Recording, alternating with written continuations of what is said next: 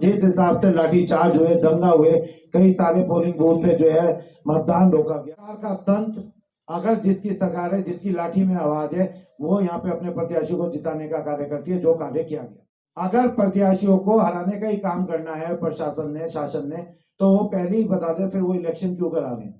फिर उन्हें इलेक्शन नहीं कराने चाहिए। पता जब इलेक्शन के अंदर वोटिंग खुली, उनके वोट के रूप में उसे मिला था, लेकिन वो वोट गायब थे वहां से। वो वोट कहाँ गायब हुए? जैसे पहले सड़कें गायब होगी रुड़की शहर की, ऐसी वोट गायब हो गए बैलेट बॉक्स के अंदर से। कितने बैलेट पेपर जो है बगैर मोहर लगे हुए निकले हैं, जिनमें हमारे ज्वाइंट मजिस्ट्रेट साहब ने पीछे साइन मार के उस पर टिक लगा के भी रखा कि ये वोट रिजेक्टेड है। क्या कोई आदमी बगैर मोहर लगाए अपना बैलेट पेपर अंदर डाल देगा? जांच होनी चाहिए। प्रशासन ने जो खेल खेला पूजा गुप्ता को हराने का, हमें एक चीज समझ में नहीं आई, निर्दलीय 2800 वोटों से हारे और उसके बावजूद प्रशासन के खिलाफ नहीं बोले, हंसते हुए गले लगाकर चुपचाप चले गए। इसका मतलब कहीं ना कहीं सब चीजें फिक्स थी, सब चीजें पता थी कि पहले वाले को तीसरे पे कैसे भेजना है और तीसरे को दूसरे पे और दूसरे को पहले पे कैसे पहुंचाना है। इलेक्शन ऐसे ही होने हैं, फिर इलेक्शन कराने का कोई औचित्य नहीं रह जाता। फिर तो आप अपने कैंडिडेट चुनिए और चुन के उनको बैठा दीजिए। निर्दलीय ने आवाज नहीं उठाई, निर्दलीय तो प्रत्याशी के साथ भाजपा के हंसते हुए दिखाई दिए और हंसते हुए बाहर चले गए।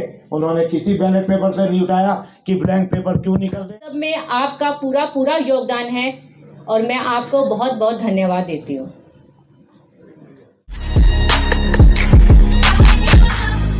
रुड़की की जनता को, सामान्य जनता को धन्यवाद देने के लिए कि उन्होंने चुनावी सफर में मुझे इतना प्यार दिया, आशीर्वाद दिया, मेरी हिम्मत बने, मेरी ताकत बने, उसका धन्यवाद और आभार व्यक्त करने के लिए।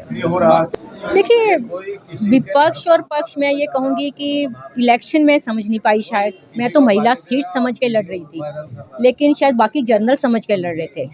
महिला तो सिर्फ एक ही लड़ रही थी, वो थी Pooja Gupta versus Yashpal Rana versus BJP, और बीजेपी में अनगिनत नेता।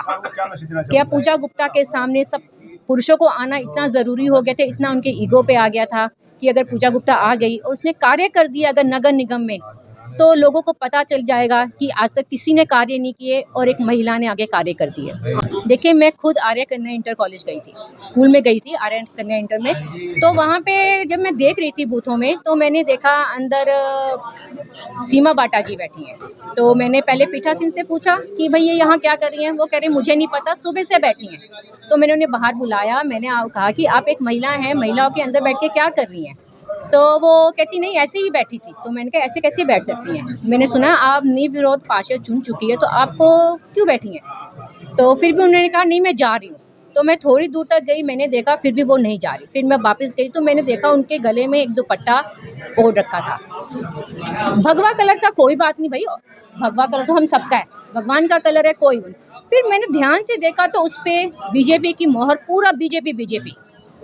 तो देखिए, अब प्रचार अंदर बैठ के हो रहा है, लोकतंत्र की हत्या हो रही है, तो बहुत गलत है। आप लोगों ने तो बहुत इलेक्शन देखे हैं, बहुत नज़दीक से देखे हैं, शायद मैंने नहीं देखे। क्या आज से पहले कोई प्रत्याशी इतना खुश होके गया है जो हार गया हो? और दूसरा प्रत्याशी जिस हारे हुए प्रत्याशी को पैर पड़ रहा है, उसके हाथ जोड़ रहा है, आपका आशीर्वाद है, आपने जिताया, और वो कह रहा है हाँ ठीक है कोई बात नहीं, आशीर्वाद है। कभी आज से पहले कभी हुआ है? अगर हुआ होगा तो देखिए मैं नहीं जानती, आप बताइए, इस सवाल का जवाब आप दीजिए। कौन प्रत्याशी हार के खुश होकर जा सकता है? डमी कैंडिडेट कह दीजिए या उनकी बी टीम कह दीजिए कि पूजा गुप्ता को हराना है, फिर वही बात आ गई कि एक महिला को सब पुरुषों ने मिलकर हराया। कहने को कुछ भी कहते रहिए, अब पूजा गुप्ता की मेहनत नहीं दिखी कर जनता को। आज मैं जनता की दिलों में बात कर रही हूँ। आज रुड़की के छोटा बच्चा पूजा गुप्ता को जानता है, तभी जानता अगर पूजा गुप्ता क्षेत्र में गई, वहाँ जाके लोगों से मिली, उनकी परेशानियाँ समझी। ऐसे कोई नहीं किसी को जानता। उन दोनों प्रत्याशियों को मेरे साथ आज निकालिए, देख लीजिए कितने लोग मुझे जानते हैं, कितने उन्हें जानते हैं। देखिए, आपने भी देखा है प्रशासन का क्या रोल था, कैसे लोगों पे लाठियां चलाई गई। क्यों? वो वोट डालने का उन्हें क्या अधिकार नहीं था? क्या वो वोट डालने नहीं आ रहे, या वो ऐसा हुड़दंग मचा रहे थे कि हुड़दंग मचाने की वजह से वहाँ का माहौल खराब हो रहा था? हमने तो कुछ नहीं देखा। प्रशासन ने किया क्यों वो किया, डंडा क्यों बरसाया उन पे? उनका जवाब उन्हें देखिए, ये उनका अपना निजी वो है कि वो फिर लड़ना चाहते हैं, दो पहले, अब तीसरा, फिर चौथा, सब लड़ सकते हैं, वो लड़ना चाहते हैं। लेकिन मैं कहूँगी जेन्युइन लड़िएगा प्लीज़, इस बार बी टीम मत बन के लड़िएगा और कुछ ऐसा कीजिएगा, अपना नाम कीजिएगा। सिर्फ ये मत कीजिएगा कि शेर चीता ये सब। देखिए, मैंने देखे कमेंट, शेर चीता ये सब दुर्गा से डर गए हो आप लोग, 27 में कहीं काली ना आ जाए। तो 2 बार पीछे से क्या यही हो रहा था? इसका जवाब दे दें, फिर मैं जवाब दूंगी कि मैं धनबल से लाई या अपनी मेहनत से लाई या मुझ पे विश्वास जताया उन्होंने, किस तरह से मैं टिकट लाई। देखिए, लोकतंत्र की तो हत्या हुई है।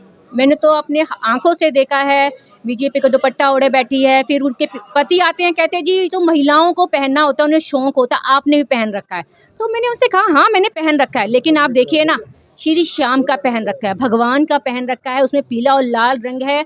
और अब भगवान से एक पार्टी को अगर वो करोगे गलत, अब प्रशासन को भी देखना पड़ेगा कि उन्हें फिर से लोकतंत्र की हत्या करते रहना है। देखिए, पूजा गुप्ता की पूरी तैयारी है, आला कमान जिसको भी टिकट देगा उसके साथ मिलकर कार्य करेंगे और पार्टी को आगे बढ़ाएंगे। आला कमान मौका देगा तो ज़रूर लड़ेंगे और दिखा देंगे कि कार्य कैसे होते हैं। उस टाइम शासन प्रशासन इनका साथ भी नहीं देगा, तब लड़के दिखाएंगे मेरे सामने, एक महिला के सामने, पूजा गुप्ता के सामने, फिर मानूंगी कि हाँ ये पूजा गुप्ता को हरा सकते हैं, उसके खौफ को हरा सकते हैं।